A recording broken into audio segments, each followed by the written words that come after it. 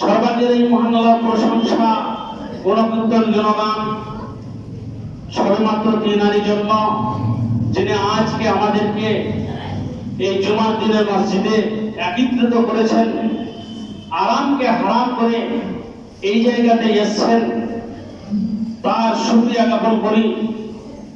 যদি এক কথাটি বলা হয় সেটা হচ্ছে আলহামদুলিল্লাহ। তারপরে পরে ধর্মের গুরু ধর্মের নেতা মাআমিন আল্লাহ তাজদারে মাদানী আহমদ মুস্তাফা মুহাম্মদ মুস্তাফা তার উপর দুরূদ ও সালাম নাযিল হোক। আল্লাহুম্মা সাল্লি আলাইহি আল্লাহুম্মা বারিক আলাইহি। সুপ্রিয় শ্রোতা মণ্ডলী, সবেমাত্র আমি কোরআন মাজিদ থেকে কয়েকটি আয়াতের টুকরা পরিবেশন করে শোনালাম। একটা ছোট্ট হাদিস। পৃথিবীতে আল্লাহ তাআলা কোরআন মাজিদকে পূর্ণাঙ্গ হিসেবে দান করেছেন, শুধু আমাদের কল্যাণের জন্য।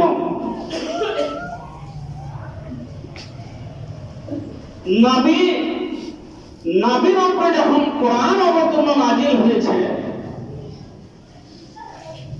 তো হওয়ার সাথে সাথে সব বিধান বস্তু যতগুলো আছে হালাল হারাম সব শিখিয়ে দিয়ে গেছেন। শুধু ভাষাটা হচ্ছে নবীজি, কথাটা কার? আল্লাহ।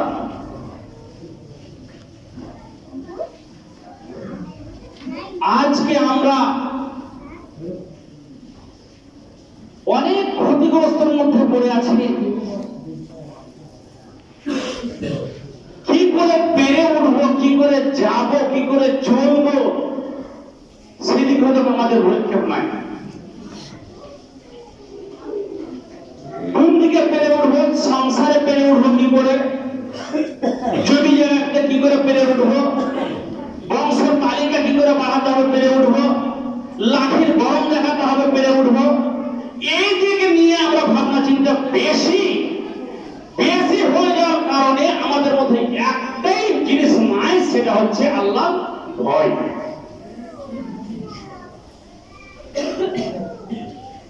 আজকে পৃথিবীর দিকে তাকিয়ে দেখেন, আপনার গ্রামের দিকে তাকান, অন্য গ্রামের দিকে তাকান, যত যা হচ্ছে টেলিভিশন আর মোবাইল আর ইউটিউব আর ফেসবুক, যত যা শুনছেন দেখছেন,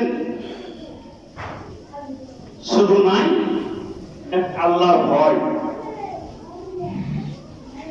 ছোট মানুষের ভিতরে যদি আল্লাহর ভয়, তাকওয়া, পরহেজগার, মুত্তাকিন ঢুকে যায়, তাহলে গুনাহ করতে দ্বিধাবোধ হবে।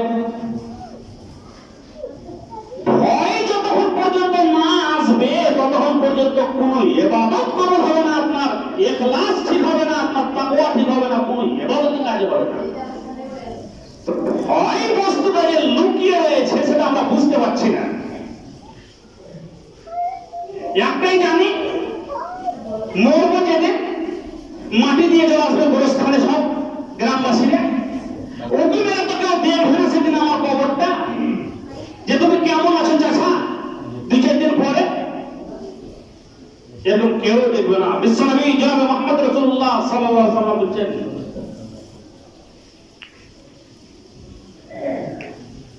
যার গুনাহ আগে পিছনের সমস্ত মাপ, সেই লোকটা হযরতে আবু বকর ইবনে কাসিরের ঘটনা। ইবনে কাসির একটা তাফসীরের বই, আগে অনেক জাল জয়ীফ ছিল, এখন অনেক সংশোধন নিয়ে বের হয়ে এসেছে, যারা বের করেছে খুব ভালো। তো ঘটনা লিখছে, কি ঘটনা? হযরতে আবু বকরকে বলছে আল্লাহর নবী, কি আবু বকর, ওরে সমস্ত দিক দিয়ে আমি আগে যতগুলো নবী এসেছে পৃথিবীতে, ওরে সমস্ত নবীর আমি উম্মত, ওরে সমস্ত পৃথিবীর মানুষের আমি নবী, ওরে সমস্ত কীট পতঙ্গ যতগুলো আছে সমস্ত আমি নবী। ওরে নবী হয়ে আমার কিছু কিছু কোরআনের মধ্যে এমন এমন সূরা আছে, যাকে আমি যখন তেলাওয়াত করি তার মধ্যে সবচাইতে বড় সূরা হচ্ছে সূরা হুদ। ওরে হুদ সূরাটা যখন আমি তেলাওয়াত করি, ওরে আমার শরীরে ঝাঁকানি চলে আসে, আল্লাহর ভয়ে আমি থরথর থরথর করে কাঁপতে থাকি।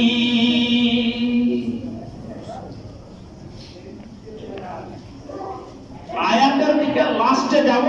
একটা হাদিস বলে দিয়ে আল্লাহর নবী বলছে আমার ভয় হচ্ছে নবী কি জিনিস আপনার মতন আমার মতন আমাদের নবী ছিল নাকি নবী যদি ভয় হয় তাহলে তারই উম্মত আমরা আমাদের কোনো ভয় নেই পৃথিবীতে সব জিনিসের ভয় আছে ভয় নেই শুধু আপনার আর আমার বাস এইটুকু ভয় যদি থাকবে তাহলে যত রকমের অশ্লীল কাজ হচ্ছে কোনোদিন হবে না সব ঠিক জায়গাতে হয়ে যাবে আজকে যদি একটা কথা বলি আজকে জুমার দিন আপনাকে কে নামাজ পড়তে আসতে বললেন কে বলেছে কোন মৌলবি হেড মৌলবি বলেছে না মোস্তাকিম মাওলানা বলেছে না আর কোন মাওলানা বলেছে জুমার দিন তোমরা যাইলে আর বাদ বাকি পড়বে না নামাজ